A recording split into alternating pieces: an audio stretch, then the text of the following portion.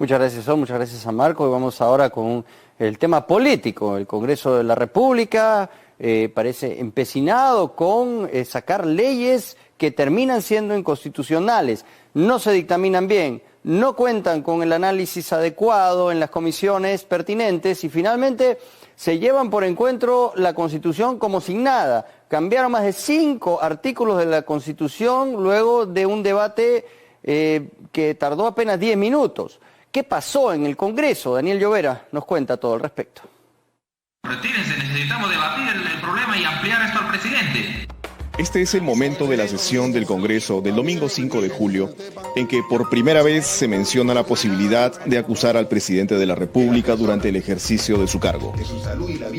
Hasta ese instante, nadie lo había mencionado, ni siquiera el presidente de la Comisión de Constitución, Omar Chejade.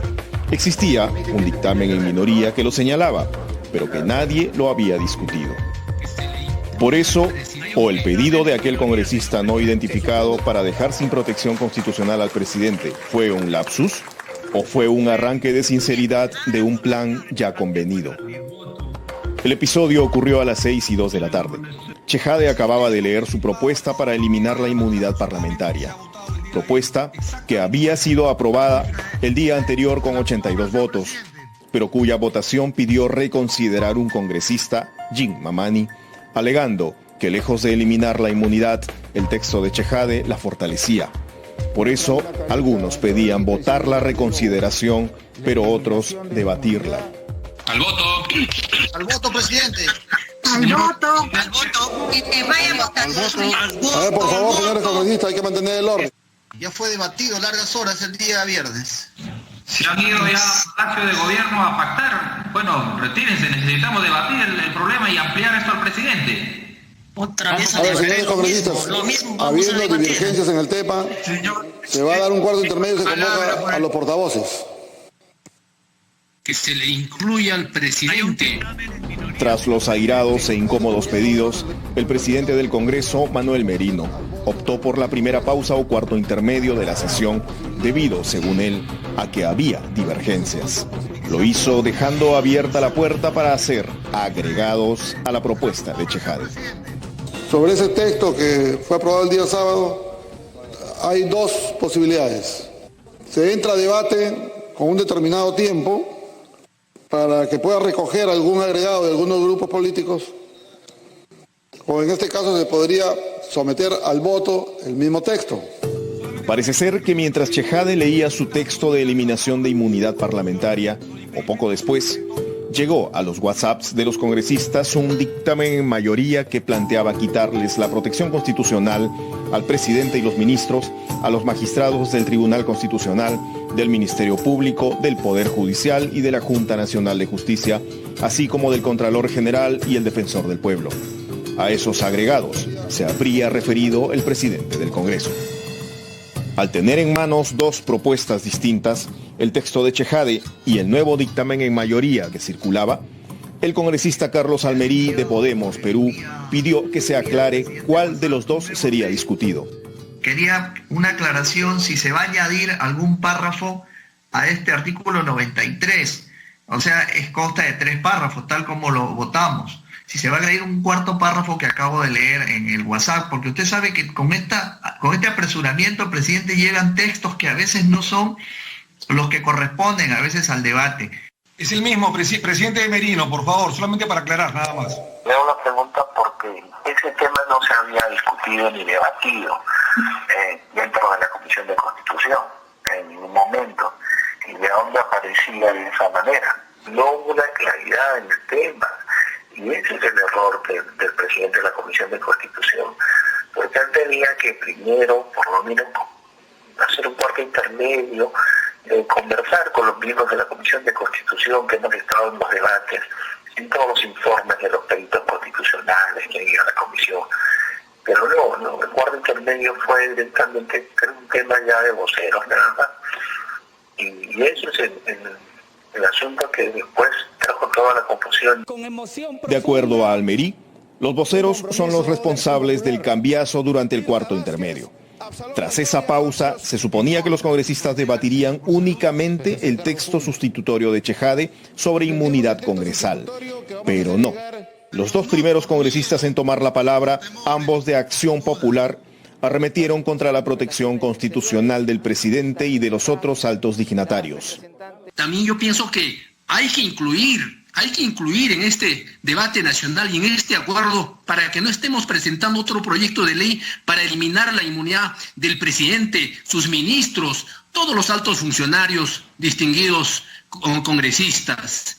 No solo el Congreso estar o no tiene por qué gozar de la inmunidad parlamentaria, sino también incorporemos aquí a los ministros, al mismo presidente. Es ahora esa gran oportunidad. El tercer turno fue el de Daniel Urresti de Podemos Perú. A mitad de semana, este congresista había dicho que fue sorprendido con el texto final aprobado por el Pleno. Urresti no solo planteó votar por el dictamen en mayoría que se coló mientras Chejade leía su texto, sino que él mismo, cual constitucionalista, hizo su propia propuesta. Escuche.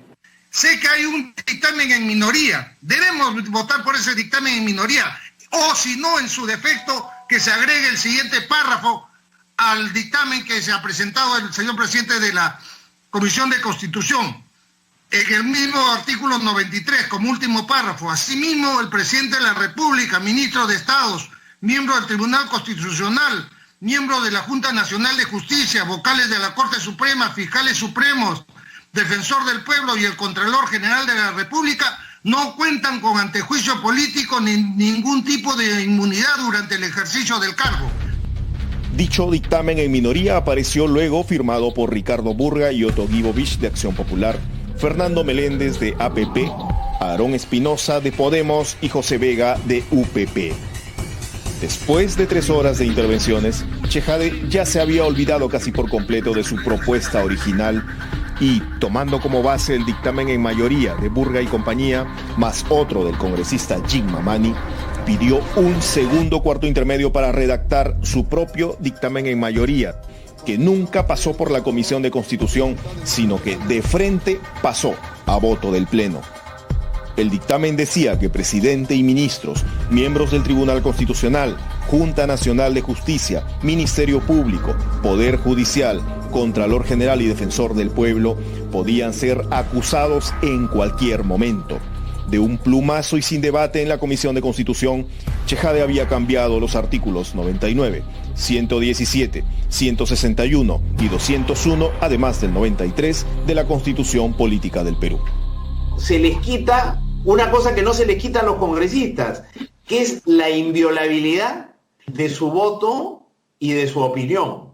Pero resulta que con las modificaciones incorporadas de manera rapidísima, ¿no es cierto?, por el congresista Burga y recogidas por el congresista Chejade, se le quita al tribunal y al defensor esa inviolabilidad de voto y de opinión que mantenemos los congresistas. Los parlamentarios se han puesto en la cúspide de la intocabilidad. Ellos son los dioses del Olimpo, nadie les puede tocar porque son dioses, ¿no? Son gente que ya no tiene ninguna responsabilidad. Entonces, al ponerse hacia arriba y todos están hacia abajo, para ponerlo en términos sencillos, hay un natural desequilibrio, una asimetría, y eso definitivamente tiene un vicio de constitucionalidad profundo. El dictamen fue en materia del artículo 93. El texto sustitutorio del sábado se refirió al artículo 93. El pedido de reconsideración se pidió para volver a votar el artículo 93 el domingo. Y resulta que en la noche del domingo aparece un texto sustitutorio que no se refiere solo al 93, sino a 4 artículos más. Eso es manifiestamente nulo. Omar Chejade no se ha dado por aludido. Él siente orgullo por lo hecho. Que estamos haciendo historia, señores. Repito, estamos haciendo historia, señores. Y por ello mismo, presidente, estamos llevando la reforma política mucho más allá de la reforma incompleta o parcial que nos dejaron como herencia los teóricos ligados al Poder Ejecutivo. Lo único que se podía discutir en el Pleno era la modificación del artículo 93 de la Constitución, Porque la Constitución en su artículo 105 dice que no puede ser debatido en el Pleno nada que no tenga un dictamen aprobatorio en una comisión. Entonces, por lo tanto, la discusión que se ha hecho en el Pleno es nula. No tiene valor jurídico. Nada perturbaba ese momento de gloria, ni siquiera el insulto al presidente que escuchó el país. Un detalle que pinta por completo la voluntad de la propuesta. Por favor, les rogaría apagar los micrófonos, que estamos en un momento Por favor, histórico. apaguen sus micros, que está hablando el presidente de la Comisión de Constitución, si fueran tan amables. Hasta Ricardo no se cae inmunidad, no se cae. Gracias. Viva el Perú, viva el Congreso de la República. Terminada la faena, hubo tufo de victoria. Pero entonces empezaron las renuncias en cascada. 15 constitucionalistas del Consejo Consultivo de la Comisión de Constitución mandaban sus cartas de salida aduciendo que el Congreso no había respetado ni sus opiniones ni las reglas del debate constitucional. Los expertos habían sido invitados en los meses previos para exponer solo sobre inmunidad parlamentaria y sus opiniones están recogidas en el nutrido dictamen en mayoría que la elimina, pero del que ya todos se olvidaron. Chejade no respondió a nuestros mensajes de solicitud de entrevista. Ricardo Burga, el autor del dictamen en minoría que inspiró el dictamen final de Chejade, explicó la razón de su accionar. O sea, era simplemente la nivelación de la cancha, para que todos los poderes de Estado estuvieran en las mismas condiciones. Si nosotros somos el Congreso, el poder constituido, quien elige al defensor del pueblo y al Tribunal Constitucional, y ellos tienen las mismas prerrogativas que el Congreso de la República en contra de la inmunidad, automáticamente si nosotros la perdemos, la pierden ellos. Esa ha sido la lógica que ha empleado. No puede modificarse porque hay una reacción al mensaje del presidente. Eso es gravísimo. Eso muestra entonces de que no hubo una deliberación. Para convertirse en ley, este dictamen debe ser aprobado en segunda votación por el Pleno. Pero el congresista Burga dice que por ahora esa votación no es prioridad. Además, creemos por conveniente recibir opiniones de diferentes instituciones constitucionalistas para poder tomar una decisión final. O sea, primero aprueban, luego consultan. Y mientras tanto, este Congreso seguirá teniendo en sus manos decisiones importantes como la ratificación en segunda votación de la norma que impide postular al Congreso a sentenciados en primera instancia, así como las elecciones internas de los partidos con miras al proceso electoral de abril del 2021. Y sobre todo, la elección de 6 de los 7 magistrados del Tribunal Constitucional, cuyo mandato ya ha vencido. Por la performance demostrada esta semana por APP, UPP, Acción Popular, Podemos Perú y el Fujimorismo, lo que hagan en el año que les resta va a poner los pelos de punta a varios. La bancada morada ha sostenido que el congresista Chejade no ha estado a la altura de las circunstancias y que debería ser sustituido por su bancada al frente de la Comisión de Constitución. El lunes habrá sesión descentralizada sui generis, como mucho de lo que este Congreso formula. Se gastará dinero, se desplazarán desde Lima hasta un hotel en Trujillo para que todos se conecten desde sus computadoras por la pandemia. Hay quienes dicen que este Congreso es igual que el anterior, pero sin duda el actual grupo de congresistas está haciendo todos los esfuerzos para llevarse el oro. Aún les falta un año para seguir haciendo méritos.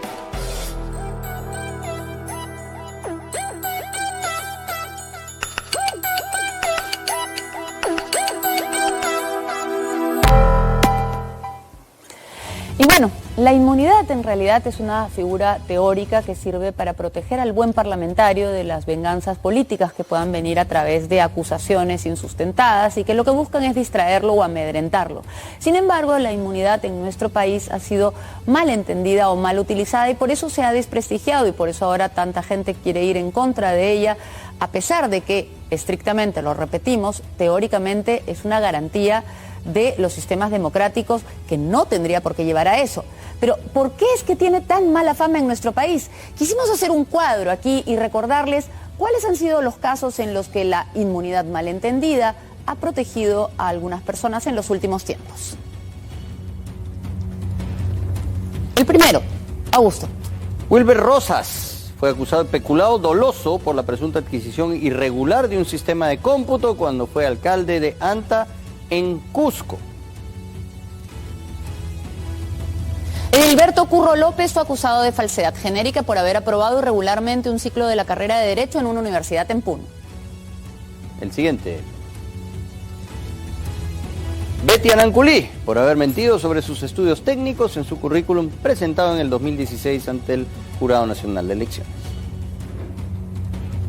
Yesenia Ponce fue denunciada aquí, en este programa, por presentar documentación falsa para acreditar que terminó la secundaria. Benicio Ríos, sentenciado a 7 años de cárcel por la compra sobrevalorada de un terreno destinado para un relleno sanitario cuando era alcalde de la provincia de Urubamba. Edwin Donaire fue condenado a 5 años y 6 meses de cárcel por apropiación ilícita de gasolina cuando era general del ejército y solo le levantaron la inmunidad cuando ya estaba prófugo. Y Moisés Mamani, emblemático también del Congreso pasado, investigado por presuntos tocamientos indebidos en contra de una aeromoza de la aerolínea LATAM en un vuelo de Puno a Lima, por lo que fue suspendido de sus funciones congresales. En todos estos casos había suficientes indicios como para que se levantara la inmunidad, no para declararlos culpables. La razón por la que se levanta la inmunidad es para que se pueda realizar una investigación judicial. Si no, no se puede realizar la investigación. ¿Había razones para impedir que el Poder Judicial investigara estos casos? Es muy difícil sostenerlo. Así es. Es por eso que lo que se pretendía en el Congreso era cambiar eso estrictamente, la inmunidad parlamentaria por delitos comunes. Y luego se convirtió en todo esto que finalmente ha confundido y generado nuevamente una propuesta de ley inconstitucional. Cuando regresemos tenemos un reportaje extraordinario de Anuska Buenaluque. No se mueva.